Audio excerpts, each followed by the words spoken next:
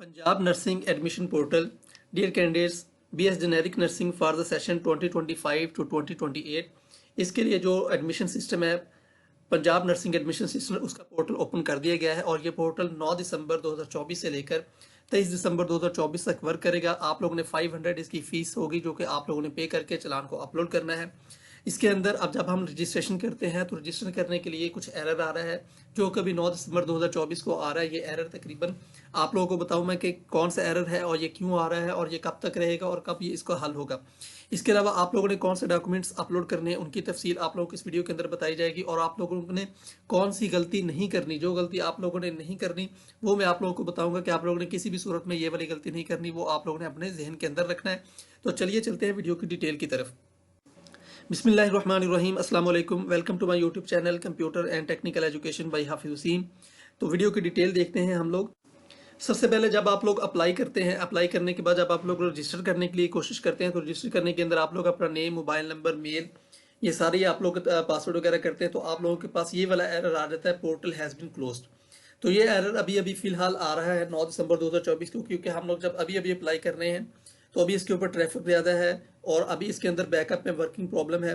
तो इसकी जो साइट है इसको अभी अपडेट किया जा रहा है, इस वजह से ये अभी पुराना ही डाटा फैच कर रहा है। तो इस डाटा को भी रिमूव करने के लिए तकरीबन कोई आज के दिन रात के वक्त यानी 9 दिसंबर 2024 रात के वक्त ये वाला पोर्टल तकरीबन क्लियर हो जाएगा और आप लोग इस पोर्टल को ओपन कर सकते हैं। इसके अलावा इसका कोई इशू नहीं है, आपने इस वाले इशू से आप लोगों ने घबराना नहीं है। तो आप लोग अप्लाई कर पाएंगे 9 दिसंबर की रात 12 बजे के बाद या 10 बजे 12 बजे के बाद से लेकर, या उसके बाद आप 10 दिसंबर को आराम से अप्लाई कीजिएगा।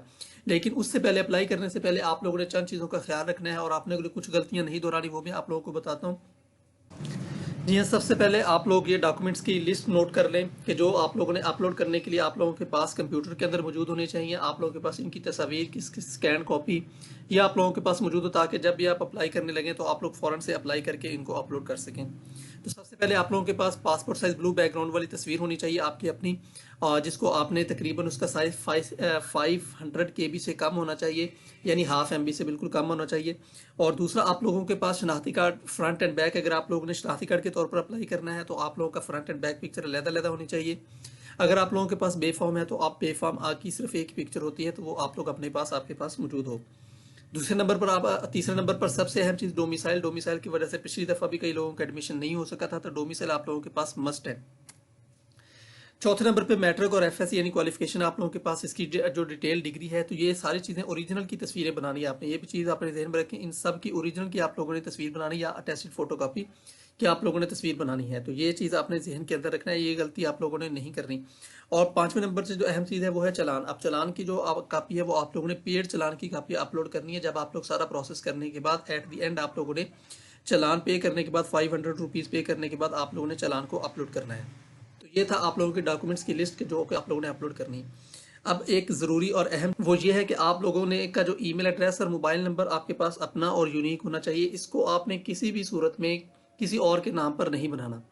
आप चाहे किसी से अप्लाई करवाएं, चाहे खुद अप्लाई करें, ये चीज़ आप अभी से अपना ईमेल एड्रेस बना लें और अपना मोबाइल नंबर कोई भी रख लें जो कि आपने आगे चलाना हो। क्योंकि जब आप लोगों का एडमिशन हो जाता है, एडमिशन के बाद भी आप लोगों का यही वाला ईमेल एड्रेस और मोबाइल नंबर अक्सर चलता है।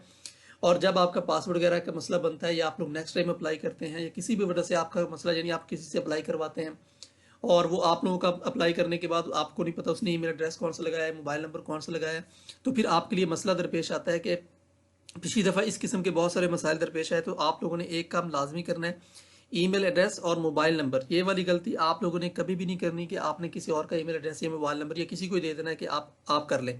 तो आपने अपना ईमेल एड्रेस और मोबाइल नंबर आपने अपना ही देना है ताकि किसी भी किस्म की गलती की सूरत में आपका जो मसला है वो आपके पास ही रहे और आपको किसी भी किस्म का कोई भी मसला दरपेश ना हो।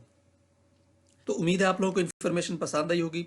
अगर आप लोगों को इन्फॉर्मेशन पसंद आई तो आप लोगों से रिक्वेस्ट है कि मेरे इस चैनल को लाजमी तौर पर सब्सक्राइब, वीडियो को लाइक कीजिएगा और साथ में बेल आइकन को लाजमी दबाइएगा ताकि जो भी नई आने वाली अपडेट हो फ़ौरन से आप तक पहुंच सके। Okay dear candidates, thank you so much, thank you for watching, best of luck, अल्लाह हाफिज़।